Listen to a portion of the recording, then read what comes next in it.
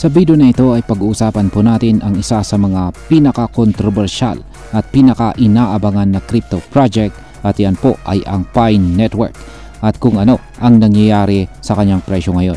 Matapos po ang 55% na pagbagsak ng kanyang presyo, marami po ang nagtatanong kung may pag-asa pa ba itong si Picoin. Ayan, may sinyalis ba na ito ay makakabangon or tuluyan na ba itong babagsak? Kaya alamin natin ang mga technical indicators, market sentiment at syempre kung ano po ang posibleng epekto nito para sa atin bilang mga Pinoy crypto traders at investors ni Picoin. Kaya ayan, bago po tayo magpatuloy ay pakibasa na lamang po muna ang disclaimer dito sa ibaba ng ating screen. Ngayon ay simulan po natin sa kung ano po ang nangyari sa presyo ni Picoin nitong mga nakaraang linggo. Mula po noong March 13 hanggang April 4, si Picoin ay dumaan sa matinding correction. Mula po sa presyo na $1.83, bumagsak ito papunta sa presyong 0.51. Ayan, meron po tayong chart dito kung saan ay makikita natin niya yung kanyang naranasang matinding pagbagsak dito mula po noong March 13 hanggang April 4. Ayan, halos 72% na pagbaba po yan. Pero sa kabila po ng nakakatakot na pagbagsak ay may mga sinyales na nagpapakita na baka may reversal na magaganap. Lumabas na po si Picoin, yan, mula po sa tinatawag natin na descending channel pattern. Ayan, nakikita po natin dito sa chart, yung descending channel pattern na yan ay yung binubuo po ng dalawang kulay itim or kulay black na linya. Yan po ang tinatawag na descending channel pattern. At nakikita natin dito na lumabas po yung candlestick natin sa ibabaw nito. Ayan. At ibig sabihin po niyan, kasi yung pattern na ito, descending channel pattern po na ito ay isang bearish pattern po ito na nangangahulugan na tuloy-tuloy ang pagbagsak ng presyo.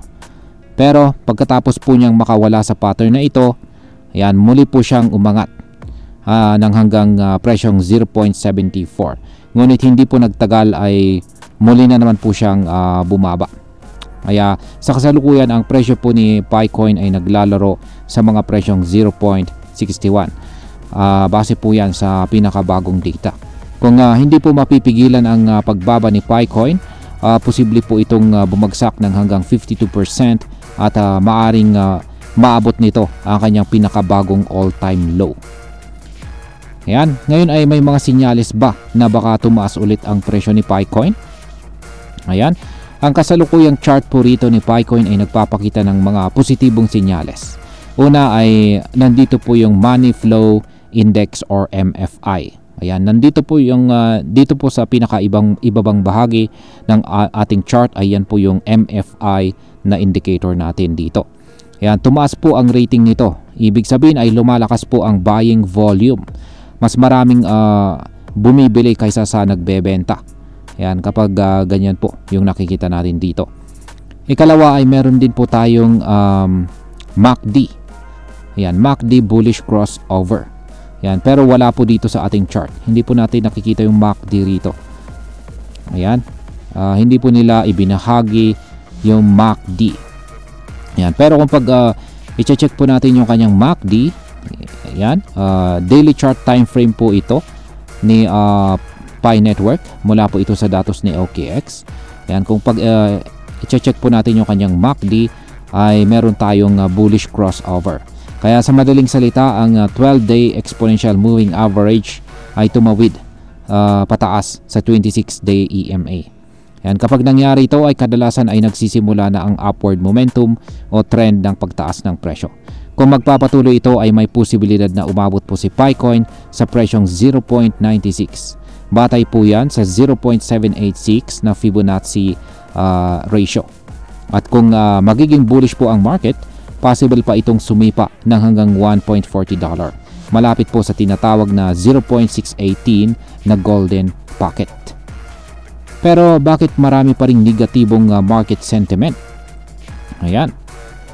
Kahit may mga bullish indicators tayo dito, ayan, funding rate, yung nakikita po natin dito sa ayan, sunod na larawan dito, ayan po yung tinatawag na PIOI weighted funding rate. Ayan, ang kanyang funding rate ay nananatiling negatibo. Ano nga bang ibig sabihin nito kapag negatibo? Ibig sabihin ay mas marami po ang pumapabor sa short positions o ang mga tumataya na bababa ang presyo ni Picoin. Pero teka, hindi ito laging masama.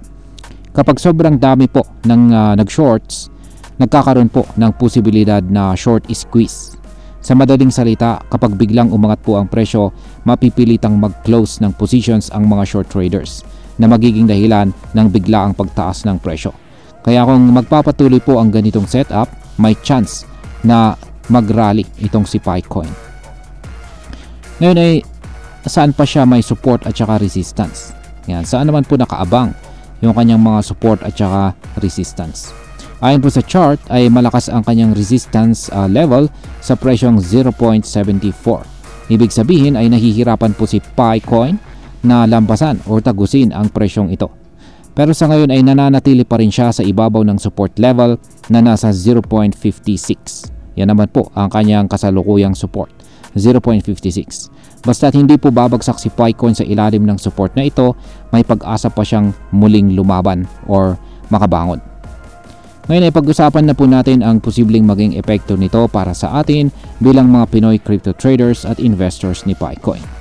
Yan para sa atin na maraming umaasa dito kay Pi Network, lalo na't marami sa atin ang naging parte ng early mining phase gamit lang ang mga cellphone apps. Ayan, hindi natin malilimutan kung gaano po ka-hype ang Picoin noong una itong lumabas. Lahat gusto pong magmina, lahat ay nag-i-invite. Pero sa ngayon kahit mababa po ang presyo, hindi pa rin opisyal na listed sa mga major exchanges itong si Picoin.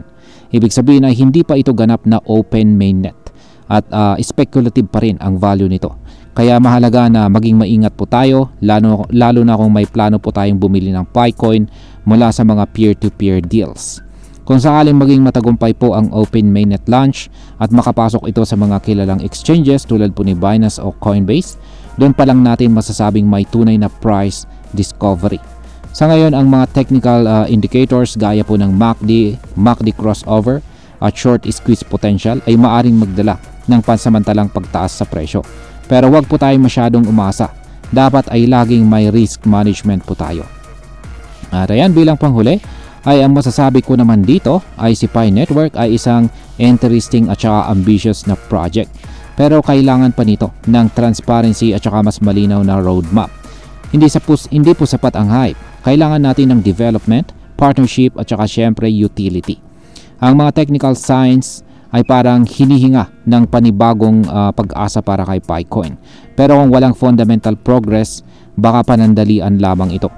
Kaya para po sa mga Picoin holders, patuloy po tayong mag-research. Bantayan natin ang development ng open mainnet at huwag basta-basta mag-invest kung wala po tayong sapat na impormasyon. Tandaan natin, dito po sa crypto, hindi pwedeng puro hype lang ang basihan. Dapat ay may laman. At ayan, hanggang dito na lamang po tayo sa video na ito mga ka-crypto. Marami pong salamat sa panonood. Ingat po tayo lagi at God bless po sa ating lahat.